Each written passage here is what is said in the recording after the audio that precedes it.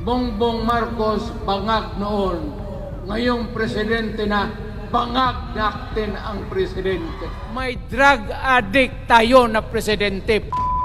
Yan. Pagkatapos banggitin ni Pangulong Duterte sa isang protest rally sa Mindanao ng mga supporters ng Duterte, binanggit ng dating Pangulong Duterte na bangag at drug addict ang ating Pangulo na si Pangulong Bongbong Marcos. Ngunit pagkatapos ng pagbanggit ni Pangulong Duterte, ito ang nangyari sa Davao. The death toll in the massive flooding and landslides in the Davao region climbs to 17.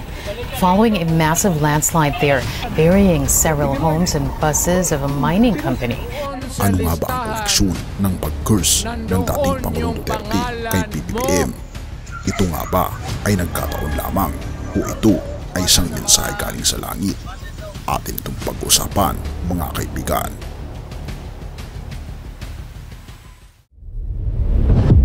Taga-Roma 13 verse 1 to 2. Ang bawat tao ay dapat pasakop sa mga pinuno ng pamahalaan sapagkat walang pamahalang hindi mula sa Diyos at ang Diyos ang nagtatag ng pamahalang umiiral. Kaya nga, ang lumalaban sa pamahalaan ay lumalaban sa tinakda ng Diyos at sila ipaparusahan. Mga kaibigan, napakahalaga ng Bible verse na ito na sinasabi na tayo magpasakop sa mga namamahala sa atin. Ngunit kung hindi, may pananagutan sila sa ating Panginoong Diyos. Na kung ating mapapansin, ang bawat namumuno sa ating bansa ay ito ay sagrado sapagkat ito'y kagustuhan din ng ating Panginoong Diyos. Na kung ating mapapansin, katulad ng mga leaders at mga hari sa Biblia, ang sinuman na kumakalaban sa hari ay nagkakaroon ito ng curse o sumpa sa kanilang buhay. At naniniwala ko ang pagbanggit ng dating Pangulong Duterte laban sa ating Pangulong Bongbong Marcos Jr. ngayon ay nagbigay ito ng sumpa sa kanya at hindi lamang yan kundi sa bayan din ng Davao Region na ika pa sa mga ulat ng Pag-asa na ang bilang ng baha at pagguho ng lupa sa Davao ay umabot na sa 17 ang bilang ng namatay. Isang kabuang 17 na pagkamatay ang iniulat sa kasagsagan ng mga pagguho at pagbaha sa mga bayan sa Davao Region.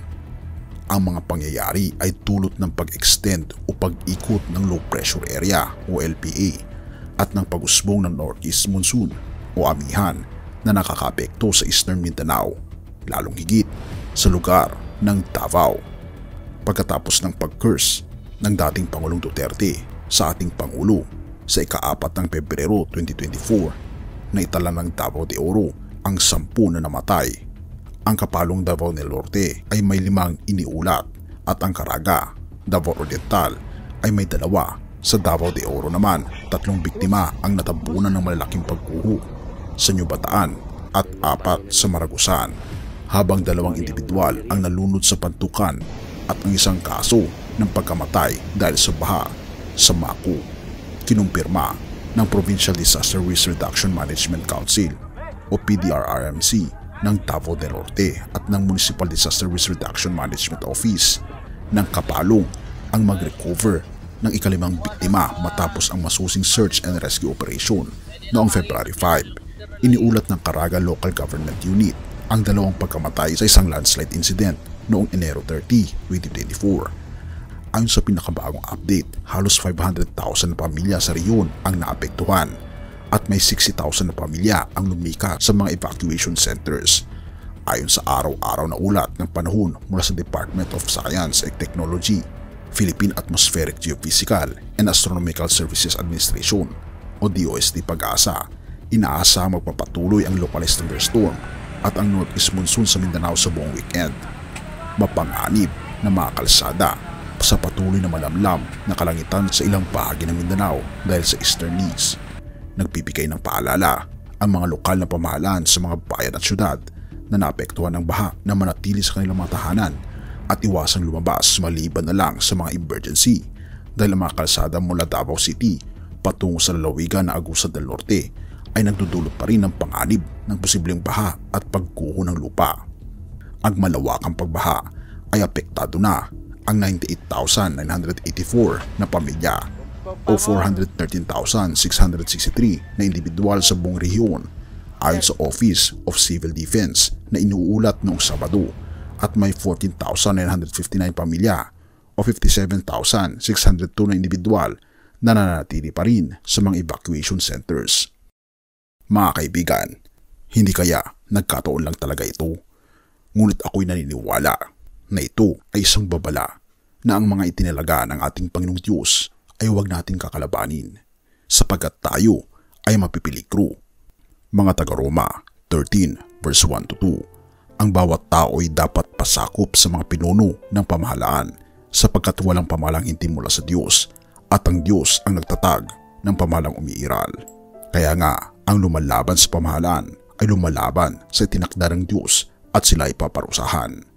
Kaibigan, tayo ay magpasakop sa ating Panginoong Diyos at maging sa ating gobyerno, lalong higit kung ito ay umaangkop sa kagustuhan ng ating Panginoong Diyos. Purihin ang ating Panginoong Diyos at salamat kaibigan sa iyong panonood. Tayo manalangin. Ama naming banal, mga Panginoon naming Diyos, kami po'y lubusan nagpapasalamat sa inyo pong pag-ibig sa amin. Tulungan kami, Panginoon, na magkaroon ng pananampalataya sa inyo, na magkaroon ng pag-ibig sa aming kapwa at magpasakop sa mga leaders po namin, Panginoon, na inyo pong itinalaga, na sang-ayon, Panginoon, sa inyo pong kagustuhan din. Tulungan ang aming bansa at patawarin po kami sa lahat ng aming pagkukulang at pagkasala, sapagkat ito ay aming samot hiling sa matamis na pangalan ng aming Panginoon Hesus. Amen.